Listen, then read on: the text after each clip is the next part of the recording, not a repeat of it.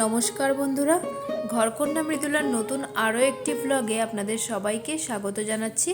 আশা করছি যে যেখান থেকে আমার ভিডিওটি দেখছেন সবাই সুস্থ আছেন, ভালো আছেন। আমিও ভালো আছি, কিন্তু একটু ব্যস্ততার মধ্যে আছি। আশা করি আপনাদের এই ভিডিওটি ভালো লাগবে।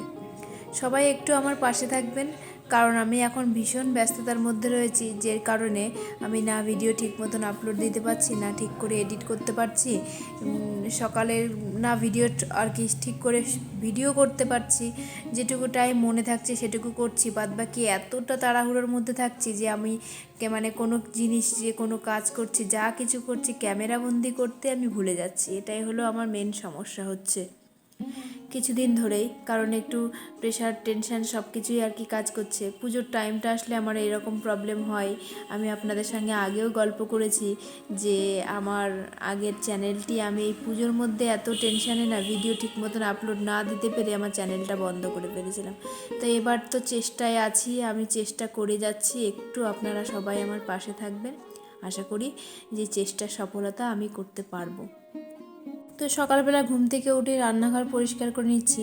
আজকে দেখাতে পারছি তার একটাই কারণ আজকে মহালয়ার দিন না, আজকে মেয়ের স্কুল ছুটি আছে। তো ওকে তুলে স্কুলে পাঠানোর হুটোপাটাও নেই, তাই ভাবলাম আজকে একটু ভিডিওটা করা যেতেই পারে। কারণ এই যে এইসব কাজ ক্যামেরা করে করার মানে কাজ করার সময় আমার থাকে না, মানে খুবই তাড়াহুড়োর মধ্যে তখন আমি থাকি। আর রাতে শুতে শুতে অনেকটা লেট হয়ে যাচ্ছে কদিন ধরে, যার কারণে সকালবেলা আমি একটু টের পাচ্ছি না, ফট করে মানে অনেকটাই লেট হয়ে যাচ্ছে উঠতে। যে ওকে ধরুন 7:30টার মধ্যে রেডি করে দিতে হয়। তো আমার ঘুম ভাঙতে ভাঙতে এখন 6:30, 6:45, 7টা এরকম বেজে যাচ্ছে। তখন আমি রান্নাঘর পরিষ্কার করব না মেয়ের খাবার করব না কি ভিডিও করব, এইসব টেনশানেতে মানে আমার আর কোনো ক্যামেরা করা হয় না। তখন খুবই হুটোপাটাই থাকি আর কি, তাড়াতাড়ি মেয়েকে স্কুলে পাঠাতে হবে। যেহেতু বাবা সকালবেলা সাইকেলে করে নিয়ে যায়, তো আরও অনেকটা আগে থেকেই 8টা 15 গেট খোলে, কিন্তু কতটা আগে রেডি করতে হয় একমাত্র সাইকেলে করে যাই বলেই, সেই জন্যই মানে আমার ওই কারণে আরও তাড়াহুড়ো থাকে। তো মেয়েকে আজকে পাঠানোর কোনো চাপ নেই, সেই কারণে ভাবলাম চলুন আজকে আপনাদের সঙ্গে একটু কাজকর্ম শেয়ার করেই নিই।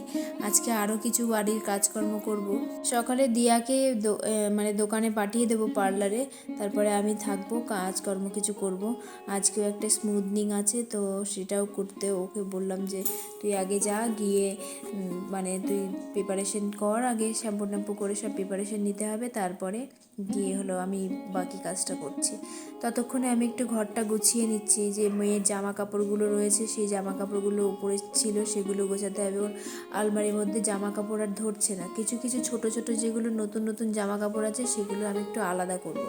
যেগুলোর গায়ে একটু ছোট হচ্ছে সেগুলো না কাউকে একটা দিয়ে দেবো। সবই নতুন, 1-2বার করে পরেছে, তো সেই জন্য তার জন্যে মানে এবার যে পুজোতে নতুন জামা কাপড় পাচ্ছে আর কি, সেগুলো আর কি রাখার জায়গা নেই। তো আগের পুরনো জামা কাপড় কিছু বাতিল করলে পরে আবার শোকেস আলমারিতে একটু রাখার জায়গা পাবো, তো তাই সেই কাজই করছি।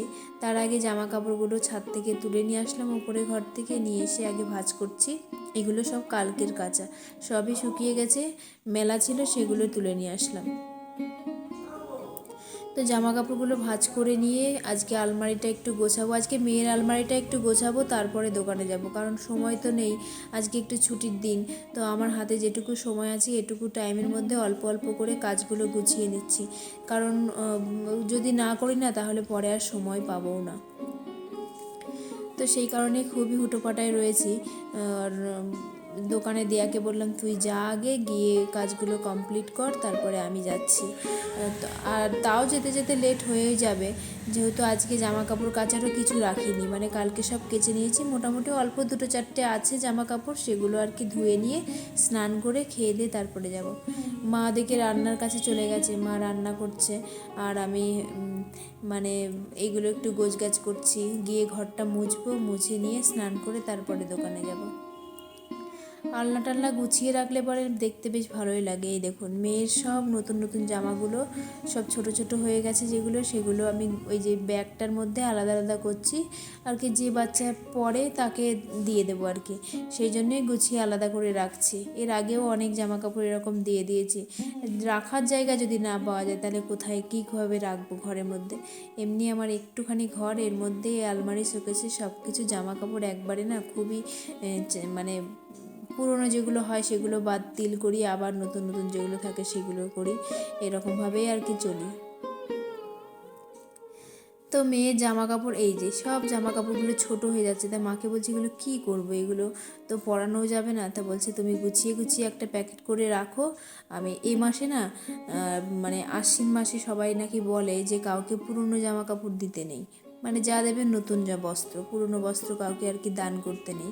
সেই কারণে এই মাসে আর কাউকে জামা কাপড় দেবো না, আর জমিয়ে সব গুছিয়ে রেখে দিচ্ছি। মাকে বললাম এই মাসটা যাক, আপনি কাউকে দিয়ে দেবেন বলতে আমার বাড়ির পাশে একজন আছে, ও বলেছে আমাকে, মানে মাকে কাকিমা বলে কাকিমা আপনি দেবেন সব জামা কাপড়, ওর মেয়ে আছে ছোটো, আমার মেয়ের থেকে ছোট, তো বলেছে যে আমি আমার মেয়েকে পরাবো। আসলে সবই সুন্দর সুন্দর নতুন নতুন জামা, তাও না কেমন একটা লাগে যে কাউকে এরকম দেব, কিন্তু অনেক বাচ্চারা আছে যেগুলো পায় না, পড়তে পারে না, তো এগুলো ফেলে দিতেও মায়া করে, যে কিছু বাচ্চা তো একটু পড়ে মানে পড়তে পারবে, এই জন্যেই না আমি ফেলতে পারি না। তো এর আগেও অনেক সব জামা কাপড় বাচ্চাকে দিয়ে দিয়েছি, আর আজকেও সবগুলো গুছিয়ে রাখলাম, যেগুলো আর কি দেবো সেগুলো প্যাকেট করে রেখে দিচ্ছি। আর এই মাসটা গেলে পরেই তারপরে গুছিয়ে অন্য মানে দিয়ে দেবে। তো সেই সব কাজগুলো আমি আর কারোর বাড়িতে যেতে পারি না, বলতেও পারি না। আমি একজনকে বলেছিলাম যে তুমি অন্য একজনকে আর কি, যে তুমি আমার মেয়ের নতুন নতুন জামা অনেক আছে নেবে আর কি, মেয়েটা জামা কাপড় সেরকম পরতেও পারে না, অভাবের সংসার। তো আমি বললাম, তো নিতে চাইলো না, মুখের পর আমাকে বললো না লাগবে না, এরকম বললো। আমার ঠিক কেমন একটা লাগলো, হয়তো নতুন বস্ত্র দিচ্ছি না সেই কারণেই কি, কিন্তু মেয়ের জামা কাপড়গুলো সবই নতুন, এক দুবার করে পরে হয়তো, তো তাও না করলো না। এবার ওই কারণে আমার ভীষণ লজ্জা করে যে আমি কাউকেই বলবো না যে কাকে নেবে, আর পুরনো জামা কাপড় দিতে লজ্জাও লাগে। তবে অবশ্য পুরনো জামা কাপড়ের মধ্যে আমার দু একটা নতুন জামা কাপড়ও থেকে যায়, তবুও একটা কেমন থাকে, মানে লজ্জা লাগে যে দেবো কি ভাববে।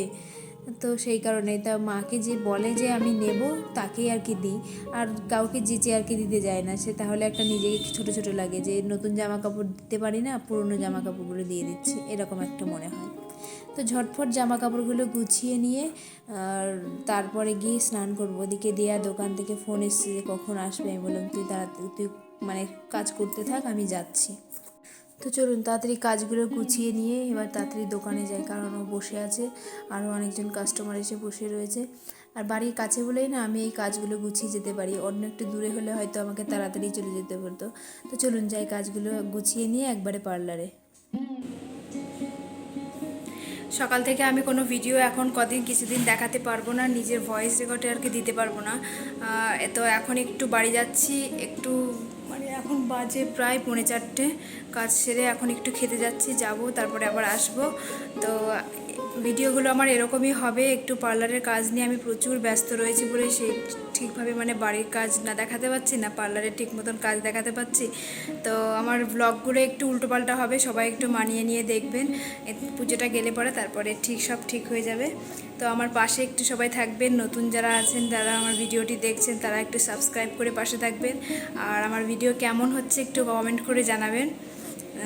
সবাই জানি আমার পাশে আছেন, আমি এখন কাউকে সময় দিতে পারছি না, তবে আমি কি করি, আমি এই পার্লারে কাজ করতে করতে আমি কিন্তু প্রত্যেকের ভিডিও চালিয়ে ওয়াচ টাইম কমপ্লিট করে দিই, হয়তো কমেন্ট করার সময় আমার হয়ে উঠছে না। তো সবাই আমাকে কেউ ভুলে যাবেন না প্লিজ।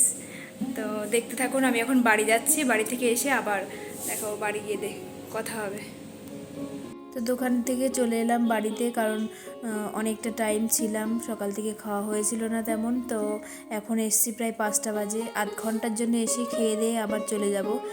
তো মা রান্না করেছে, আজ কদিন ধরে আমি কিছুই রান্না করতে পারছি না, তো মা রান্না করেছে তাই খেয়ে ঝটফট আবার চলে এসেছি পার্লারে। এসে যে স্মুথনিংয়ের কাজটা ছিল সেটা কমপ্লিট করলাম। দেখুন কেমন হয়েছে আমাকে সবাই জানাবেন, আর যারা যারা আমার ভিডিওটি দেখছেন সবাই একটু পাশে থাকবেন, একটু সাবস্ক্রাইব করে পাশে থাকবেন, নতুন বন্ধু যারা আছেন আর পুরনো বন্ধু যারা যারা আছেন তারাও একটু পাশে থাকবেন, কারণ আমি দেখতে পাচ্ছি আমার ভিউ অনেকটা কমে যাচ্ছে, মানে কেউ দেখছে না। আর আমি যদি কারোরটা দেখতে না পারি তো লোকে আমারটা দেখবে কেন, এটাই একটা হচ্ছে। কিন্তু আমি তো কাউকে বলে বোঝাতে পারছি না যে আমি এখানে আমার ভিডিওগুলো অন করে আমি প্রত্যেকের ভিডিও ওয়াচ টাইম কমপ্লিট করছি, অথচ হয়তো কাজের তাড়াহুড়োর কারণে হয়তো কমেন্ট করে বলতে পারছি না যে হ্যাঁ আমি তোমার ভিডিওটা দেখলাম। তাহলে মানুষ বুঝবে কী করে? সেই কারণে হয়তো আমার ভিউটাও অনেকটা কমে যাচ্ছে। তো কিন্তু কেউ চিন্তা করবেন না, আমি আমার প্রত্যেকের ভিডিও আর কি ওয়াচ টাইম কমপ্লিট করি। আমার ভিডিওগুলো একটু দেখবেন, আপনারা একটু পাশে থাকবেন, তাহলে পরে আমি এত মানে পরিশ্রমের মধ্যেও আর কি এগিয়ে যেতে পারবো। তো রাত 10টা নাগাদ রিয়াঙ্কা এসছে আমার মানে পার্লারে। ও তখন হঠাৎ করে চলে এসছে, আমাকে আগে জানিয়েছিল যে আমি এই রাত 10টা-11টা নাগাদ যাব, তো কবে আসবে সেটা আমাকে জানিয়েছিল না। তো হট করে চলে এলো, বললো যে আমি এখন এক জায়গায় যাচ্ছি, একটা নিমন্ত্রণ আছে, তা আমি এখন চলে এলাম, তুমি আমাকে কাজগুলো করে দাও। তখন আমার এক জায়গায় যাবার ছিল, সেখানে না গিয়েই আর কি কাজগুলো কমপ্লিট করে দিলাম। ও আবার আসবে, সবটা করতে পারিনি। তো আজকের ভিডিওটি আমি এখানেই শেষ করছি, আবার দেখা হবে অন্য একটি ভিডিও নিয়ে পরের দিন।